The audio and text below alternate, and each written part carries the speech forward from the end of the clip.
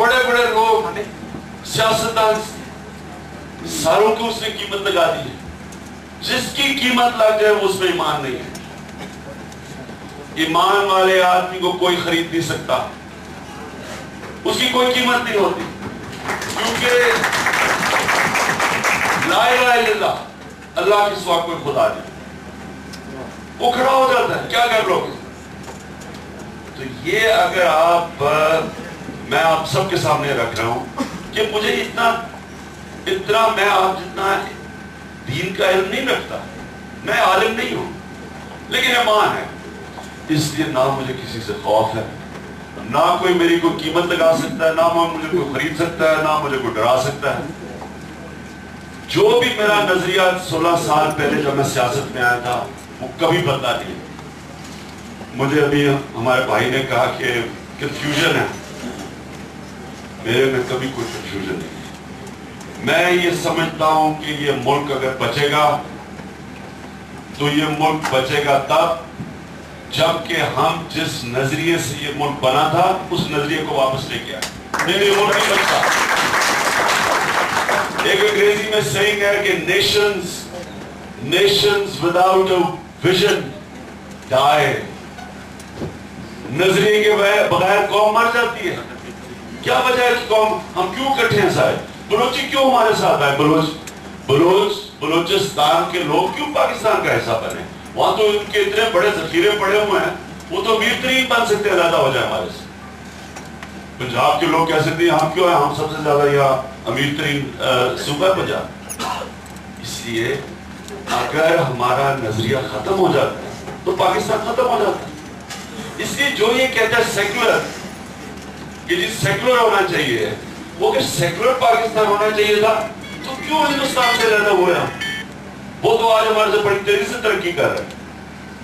آپ ہندوستان کے حالات دیکھیں, ہندوستان کے مسلمانوں پہ وہ ظلم نہیں ہوا جو پاکستان کے مسلمانوں میں 9/11 کے بعد ظلم ہوا تھا. ہمیں اٹھا کے گوانٹانامو میں بھیج دیا. ایک ہندوستان کے ڈاکٹر کے اوپر الزامات لگے تھے ٹیررزم کے, ہندوستان کی گورنمنٹ نے اس کو وہاں نہیں جا, انہوں نے واپس ہندوستان کو اس کو بلوایا اور واپس بھیجا انہوں نے. جو پاکستان کے مسلمانوں سے ظلم ہوا ہے 9/11 کے بعد ہر ایک پاسپورٹ سے, ہندوستان کے مسلمانوں سے نہیں ہوا. اس لیے اگر سیکولر ہی رہنا تھا تو ہندوستان کا حصہ بنے رہتے. آج بھی بڑی مارکیٹ ہے, 1 ارب لوگ ہیں وہاں. پاکستان ایک نظریے کے لیے بنا, وہ نظریہ مجھے بڑے افسوس سے کہنا پڑتا ہے اس کو کئی ہماری دینی جماعتیں استعمال کرتی ہیں ووٹوں کے لیے. اقتدار کے اندر آ کے نظریہ بھول جاتا ہے, وہی حرکتیں شروع کر دیتے ہیں کہ جو سیاستدان اپنی ذات کے لیے پالیٹکس کرتے ہیں. میں نے 16 سال مجھے کبھی شک نہیں ہے, کبھی اس چیز پہ, آپ میری پارٹی میں جو پوچھ رہے ہیں برے سے برے وقت ہیں, کبھی مجھے شک نہیں تھا کہ پاکستان صرف بچے گا کہ ہم اس کو ایک مثالی اسلامی ریاست بنائیں. اور میں جب مدینہ کی ریاست کی بات کرتا ہوں, میں نے اس کو بڑا اسٹڈی کیا. میں نے کہ کیا وہ چیزیں تھی اس ریاست کے اندر جو کہ وہ ایک 700 سال تک مسلمان دنیا کی سپر پاور بنے رہے, وہ کیا چیزیں تھی جو مدینہ کی ریاست میں تھی. تو اس کی بنیاد رکھی گئی تھی انصاف کے اوپر. انصاف ہوتا ہے جو طاقتور اور کمزور کو ایک برابر کرتا ہے, جو حضرت ابوبکر رضی اللہ تعالیٰ نے پہلی چیز کہی تھی کہ میری ریاست میں طاقتور اور کمزور قانون کے سامنے ایک برابر ہوں. یہ نہیں ہوگا کہ یہ جو یہاں ہو رہا ہے پاکستان کے اندر, جو ظلم کی انتہا ہے آج, کہ بڑے بڑے ڈاکو سارے بڑے بڑے عہدوں پہ بیٹھ گئے ہیں اور صرف غریب آدمی جیل میں گھسا ہوا ہے. طاقتور آدمی کو وہاں پر نظام پکڑ ہی نہیں سکتا. اور یہی ختم کیا تھا مدینہ کی ریاست نے, پہلی چیز کہ قانون کے سامنے سب ایک برابر ہوں. دوسری چیز انسانیت کا نظام. دنیا کی تاریخ کی پہلی فلاحی ریاست سیٹ اپ ہوئی تھی مدینہ کے اندر. آج بھی آج اسکینڈینیوین ملک میں چلے جائیں تو وہ عمر لا کی بات کرتے ہیں کہ وہ قانون جو کہ بنایا تھا انسانوں کے لیے, انسانیت کا نظام تھا. ہو سکتے ہیں وہ لوگ غلام بن ہی نہیں سکتے جن پہ ایمان ہو, اور وہ ریاست غلام نہیں بن سکتی جو آپ کہتے ہیں کہ اسلام کی ریاست. دوسری چیز اس میں انسانیت, تیسری چیز کہ اس میں بادشاہت نہیں ہو سکتی، وہ ہوگی ڈیموکریٹک. اور وہ جو جب آپ ایک ریاست میں بادشاہت لے کے آتے ہیں، بلکہ شاہ ولی اللہ کہتے ہیں کہ مسلمانوں کی تباہی بادشاہت کی وجہ سے آئی تھی، اگر مسلمانوں کی دکلائن آئی تھی تو بادشاہت کی وجہ سے آئی تھی. میں صرف آپ سے ایک، جب ابھی میرے سے سوالات ہو رہے تھے، لیکن جی میں آپ میرے سے زیادہ اسلام جانتے ہیں، مغربی کلچر کو میں آپ سب سے زیادہ جانتا ہوں، کیونکہ میں شاید وہ واحد پاکستانی تھا جس کو مغرب نے اپنایا تھا. میں تو اندر سے جانتا ہوں سسٹم، اس لیے میں دونوں سسٹمز کو کمپیئر کر سکتا ہوں. مغرب کی کیا طاقت ہے، ہماری کیا طاقت ہے، کیا مغرب کی خامیاں ہیں، ہماری خامیاں کیا ہیں. مغرب کی جو سب سے برا وہاں نقصان پہنچا ہے، اس کی ایک وجہ فحاشی. انہوں نے اپنا فیملی سسٹم تباہ کر دیا. جتنی زیادہ فحاشی کریں گے آپ کا فیملی سسٹم ٹوٹ جائے گا. فیملی سسٹم تو بنیاد ہے ایک معاشرے کی. اور یہ ابھی کہا گیا کہ ہم اپنے جو جلسے ہیں ان کے اندر گانے بجاتے ہیں. میں تھوڑی معذرت چاہتا ہوں کہ ہم یہ نہیں کرتے، ہم ترانے چلاتے ہیں، ہم لوگوں کو موٹیویٹ کرتے ہیں، ترانوں کے اندر میسج ہوتی ہے.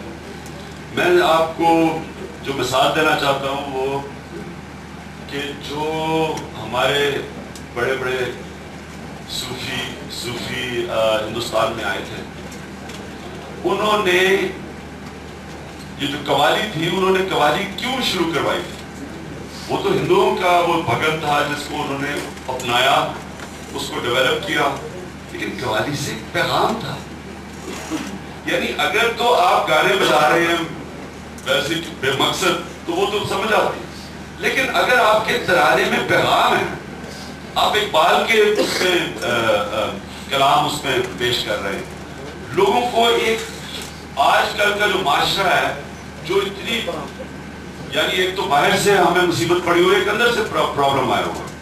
یہ جو مغربی ذہنیت کے غلام بیٹھے ہوئے ہیں یہاں، یہ جو معاشرہ ہے، اس کو اگر آپ نے نوجوانوں کو پیغام اپنا نہ پہنچایا، آپ نے ان کو اگر اپنا پیغام نہ پہنچایا ترانوں کے ذریعے، تو یہ آپ کھو بیٹھیں گے. دیکھیں میں یہ بھی جو اس وقت جنگ ہے وہ دو طرح ہے. ایک تو باہر سے اسلام کے اوپر وار آن ٹیرر کے نام پہ جو ظلم ہوا ہے، 3 ملک تباہ کر دیے ہیں جن کا کوئی قصور ہی نہیں تھا. عراق کا کوئی قصور نہیں تھا، افغانستان کا کیا قصور تھا اس میں؟ اور پاکستان کا کیا قصور تھا اس جنگ میں شرکت کرنے؟ ایک تو ہمارے اوپر ساری فلسطین میں، چیچنیا میں، بوسنیا میں کیا ہوا، ہر جگہ مسلمان مارے جا رہے ہیں. دوسری طرف ہم اپنے ملکوں کے اندر لڑائی کیا ہو رہی ہے جناب، وہ شیعہ، وہ سنی ہے، دیوبندی ہے، بریلوی ہے. یعنی کیا ہمیں سمجھ نہیں آ رہی کہ جو باہر والے ہیں وہ نہیں آپ کو دیکھ رہے کہ شیعہ سنی تھے، وہ تو آپ کو مسلمان سمجھ رہے ہیں. آپ جو باہر اپنا پاسپورٹ دکھائیں گے تو وہ دیکھتے ہیں مسلمان ہیں، وہ یہ بھی نہیں دیکھتا کہ سیکولر ہے یا یہ نمازیں پڑھنے والا ہے، وہ تو سب کو ایک ہی طرح دیکھ رہے ہیں. تو ہمیں چاہیے کہ ہم اپنے اندر ایک پیدا کریں، ہم اکٹھے ہوں، بجائے اپنے آپ کو ڈیوائیڈ کرتے کہ جی فرقہ واریت کے اندر. یہ تو سب سے بڑی لعنت ہے پاکستان. کوئی کسی کو سمجھ آ سکتے کوئی مسجد میں بم چلا رہا ہے یا کوئی بس سے اتار کے مارے جی شیعہ اس کو گولی مار دی پڑتی، لیکن مجھے کوئی سمجھ نہیں آ رہی یہ کون کر رہا ہے. جو بھی کر رہا ہے وہ مسلمان ہے، اس میں میں نہیں مانتا کہ اس میں کوئی قسم کا، کیونکہ اگر آپ اپنی تاریخ پڑھ لیں تو جو اسلام نے عقیدتوں سے اور اپنے جو اسلام میں ٹالرنس تھی کبھی کسی میں بھی نہیں تھی. آپ یورپ کی تاریخ اٹھا کے دیکھ لیں، یہودیوں سے انہوں نے کیا کیا، اسپین میں مسلمان یہودیوں سے انہوں نے کیا ایک نہیں رہنے دیا. جس طرح قتل عام انہوں نے کیا، مسلمانوں کا دور دیکھ لیں، ہم بدھوں کے ساتھ رہے، ہندوؤں کے ساتھ رہے، عیسائیوں کے ساتھ، یہودیوں کو جب اسپین سے نکالا کدھر گیا؟ مسلمانوں کی ریاستوں میں جائے. ہمارا تو ایک بہت وسیع قسم کا ہمارا طور طریقہ ہے. تو یہ جو ایک عجیب سی چیز ہے کہ وہ مسجد میں بم چل رہے ہیں، یہ یعنی کون کر رہے ہیں؟ تو میں سب سے پہلے تو کہوں کہ میں سخت اس کے خلاف، اس نے ہمیں یہ اتنا نقصان پہنچا رہا ہے۔ اور دوسری چیز جو دوسری جنگ ہو رہی ہے وہ یہ کہ مغرب کا کلچر یہاں بڑی تیزی سے پھیلایا جا رہا ہے۔ جنرل مشرف کے دور میں انلائٹنڈ ماڈریشن، روشن خیالی کے نام پہ ایک مغرب ذہنیت کے غلام بنا دیا۔ میں کہ جی آگے بڑھنا ہے تو آپ سوٹ پہنے اور انگریزی بول رہے ہیں۔ یہ جو ہے اس کا آپ نے کیسے مقابلہ کرنا؟ اس کا مقابلہ تب ہم کریں گے جب اپنے نوجوانوں کو ہم پاکستانیت اور اسلام کی طرف لے کے آئیں، اور اس طرح نہیں ان لوگوں سے نہیں جو میں آپ کو پھر سے کہہ رہا ہوں کہ نوجوانوں کو جو سب سے زیادہ بھگاتا ہے وہ یہ منافقت ہے کہ اسلام کے نام پہ سیاست ہو رہی ہے اور پاکستان کے سب سے کرپٹ آدمی کے رائٹ ہینڈ پہ بیٹھے ہوئے ہیں اور اللہ کا نام امریکوں کے ساتھ مل کے آپ کہہ رہے ہیں کہ جی آپ مجھے وزیر اعظم بنا دیں تو جو آپ کام کروانا چاہتے ہیں میں کرنے کے لیے تیار ہوں۔